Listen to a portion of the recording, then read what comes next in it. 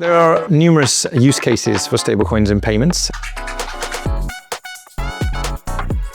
If you look at what I consider to be quite an underserved space, it's the business-to-business market. I think consumer payments is well served, to be honest, around the world with stablecoins. The business-to-business part is super interesting, especially as countries start bringing out their own stablecoins. So the power of the US dollar is only exaggerated whilst people are holding US denominated stablecoins, right? So you'll find that countries over the years are going to start building and are building their own stablecoin connected to their own currency, in which case businesses should be using these for a much faster and more transparent treasury play, so they can hold country-denominated stablecoins all over the world, not just US dollars. And I think from a payment perspective, if we look at, let's say, the commodity space, you have the shipping industry, which there could be a ship in Ghana filling itself full of sugar, let's say, that needs to get from Ghana to Brazil, relying on a payment via a SWIFT transfer to get that last mile payment out to the company in Ghana before the ship is actually about to leave the port, able to leave the port. And so what happens there is the ship has to stay in the port until the money's cleared. And that can take 3 days and it costs at least $250,000 a day for that ship to be there. So stablecoins solve that problem by having an instant payment, either off-ramp or stablecoin payment directly into the company at the shipyard, and the ship can leave.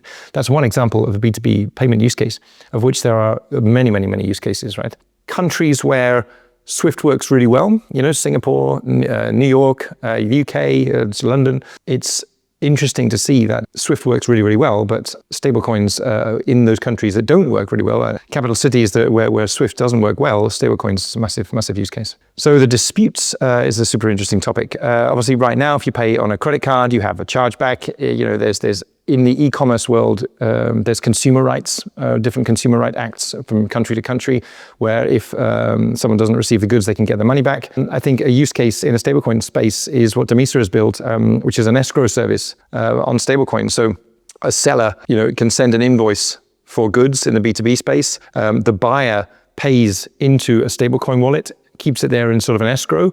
The seller sends the goods, and when it's all ticked off the other end, then the funds can be released via stablecoin or off-ramp into fiat currency from that escrow wallet. So I think banks and PSPs rely on the existing fiat rails, which can be great, again, country to country, but they often rely on SWIFT rails for payments and interbank transfers, which often can take a long time. So it's not that they can't solve it, and I'm pretty sure the banking industry will buy stablecoin businesses to use their infrastructure and use their rails for this.